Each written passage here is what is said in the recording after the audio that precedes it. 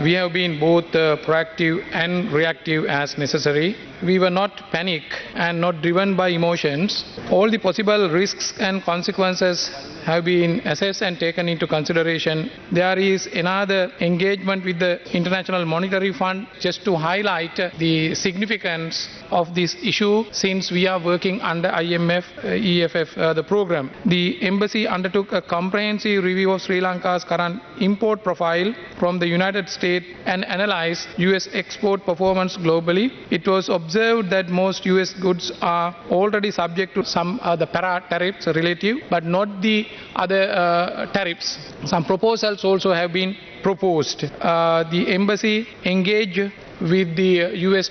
Trade Representative Office, where Mr. Brendan Lynch, Assistant U.S. Trade Representative for South and Central Asia, and Ms.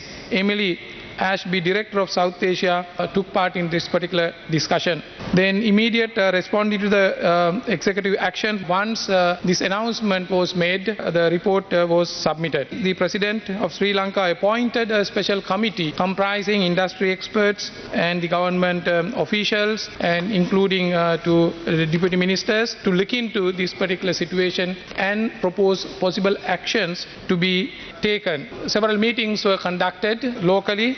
In addition, we had a meeting with the US trade representatives also through a virtual discussion where we discussed the possible options and the mitigation options to reduce this trade deficit. So even though it is called that the tariff rates are very high, the calculation is based on the trade deficit divided by its corresponding imports. So therefore, proposal should also be based on the ways and means of reducing this particular gap. So these things are being discussed and a report is prepared.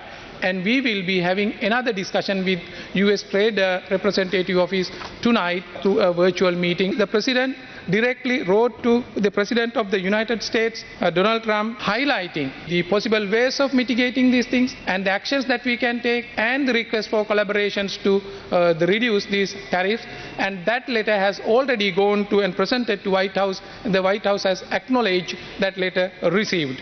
The idea and the views, especially spread in the social media and expressed by the people, that we have not taken appropriate action, is not true. But with respect to this particular situation, we have to understand that this is not a situation between only two countries. This is a global situation. The standard formula has been applied, and there were no room for any country to proactively negotiate and take a concession. India went to the United States and had certain discussions. So there the reciprocal tariff rate is 26%. It is merely 50% of the percentage, that is the trade deficit divided by its import, 85 billion. So it is very clear. It is open for all the countries. That is example number one. Categorically, US Treasury Secretary Scott Bessent has stressed this, I quote, on April 2nd, each country will receive a number that we believe, I emphasize the word believe, that represents their tariffs. For some countries, it could be quite low. For some countries, it could be quite high.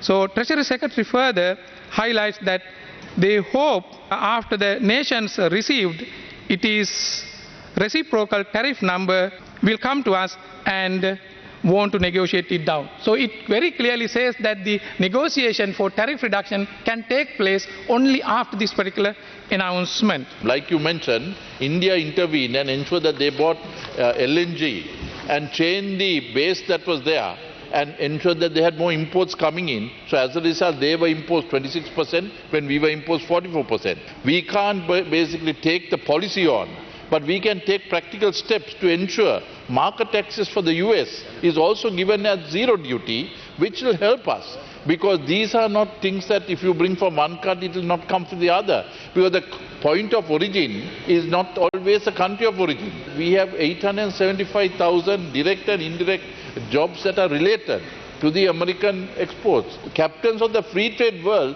has capriciously changed it and now going on to deglobalization. So that is the importance that we have got to basically speak about. Okay. Don't highlight only one country which has a lower tariff rates than India 23, but there are other countries, even Cambodia, Vietnam, Myanmar, having higher tariff rates. It has nothing to do with the tariff. We are really working on these things to take appropriate measures.